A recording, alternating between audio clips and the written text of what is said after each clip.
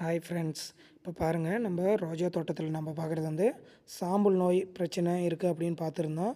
இங்கே பாருங்கள், அதே மாதிரி தான் நான் ஒரு அண்ணாவுடைய தோட்டத்துக்கு போயிருந்தேன். சேம் இதே ப்ராப்ளம் தான் இருக்குது பாருங்கள். எப்படி இருக்குது பாருங்கள். அந்த ரோஜாவினுடைய காம்பல் பாருங்கள், ஃபுல்லாக வந்து இந்த சாம்பல் நோய் ரொம்ப வந்து அட்டாக் ஆகிருக்கு. இதுக்கு என்ன காரணம் அப்படின்னா, இந்த பனிக்காலத்தில் இந்த பிரச்சனை கண்டிப்பாக எல்லாருக்கும் வந்துட்டு தான் இருக்குது போல். அதனால் வந்து இதுக்கு யாராச்சும் தெரிஞ்சவங்க, யாராச்சும் ரோஸ் தோட்டம் யாருனா வச்சுருந்தாலும் சரி, யாராச்சும் வந்து அக்ரி யாராச்சும் முடிச்சிருந்தாலும் சரி, இதுக்கு என்ன மருந்து கொடுத்தா இது வந்து நம்ம கிளியர் பண்ணலாம், இதுக்கு எங்களுக்கு ஏதாச்சும் ஒரு ஐடியா இருந்தால் சொல்லுங்கள்.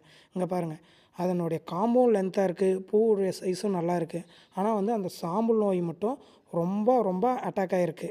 அது ரொம்ப அட்டாக் ஆனுச்சுன்னா என்ன பண்ணால், அந்த துளிர்லாம் பாருங்கள் அப்படியே சுருங்கி போயிடுச்சு.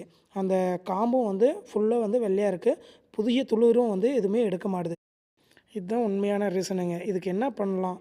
என்னன்னா வந்து ஈரப்பதமும் நாங்க கம்மியா தான் விடுறோம். ப்ளஸ் வந்து மருந்தும் அடிச்சுட்டு தான் இருக்கேன்.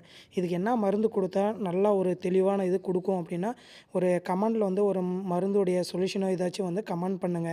அதுக்கு தகுந்த மாரி நாங்களும் குடுத்து பார்க்குறோம். இந்த பனிக்காலத்தில மட்டும் இந்த செடிய வந்து காப்பாத்திட்டோம் அப்டின்னா, கொஞ்சம் எங்களுக்கும்